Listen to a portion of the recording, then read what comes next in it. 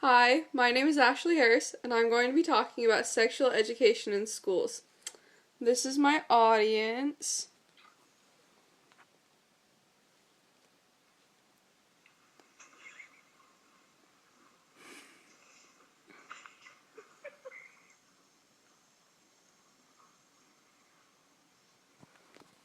I'm Skyping them, so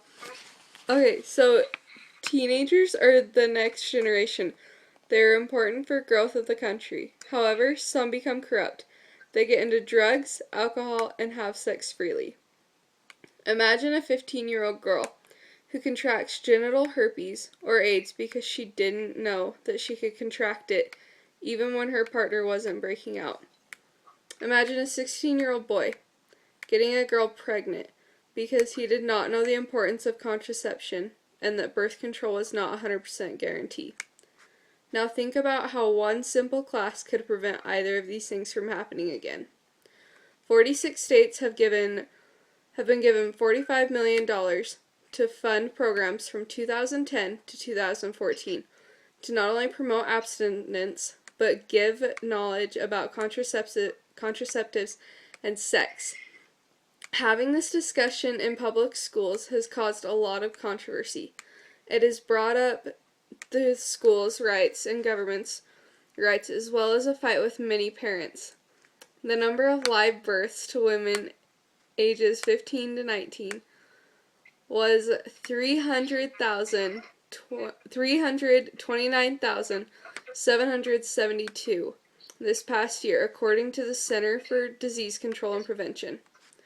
This is a lower number than when the program started in 2010, but it is still fairly high.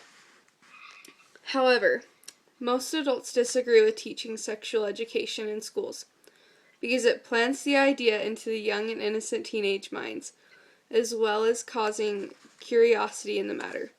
However, with the way things are in today's society, and teens are surrounded by images and news of sex, whether it be a commercial between episodes of your favorite show or on a popular magazine stand, sexual images and sayings are everywhere.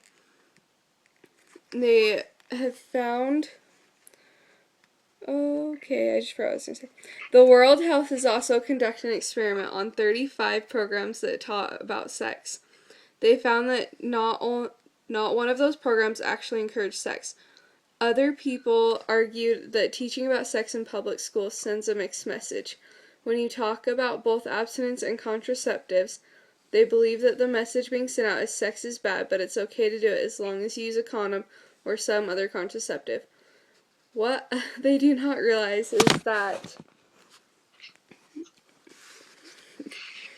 the real message is sex is has repercussions, and unless you understand those, you should not do it until you are married or with someone you love.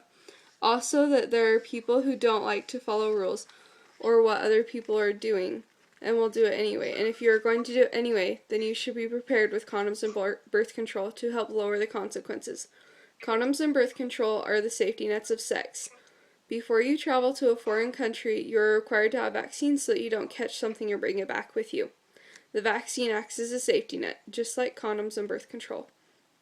The last argument that I'm going to discuss is that sex education is the responsibility of parents and not teachers to teach.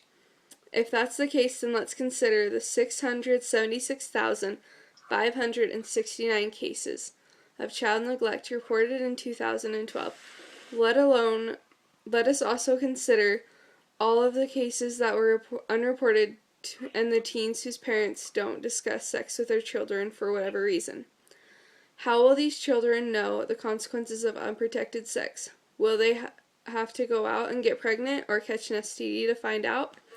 Now that these programs exist, the data collected of the success rate as a whole is proven to reduce teenage pregnancy, improving the use of contraception, and delaying the start of sexual initiation.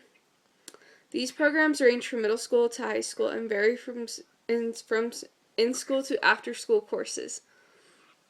Some of the programs are the Teen Outreach Program, Children's Aid Society, and It's Your Sex Life. With these programs and others being taught in school, teens are more knowledgeable on the subject. and are more capable of making better decisions regarding their safety and health, as studies have proven. Students go to school so that they can gain an education and to have a successful life and better future.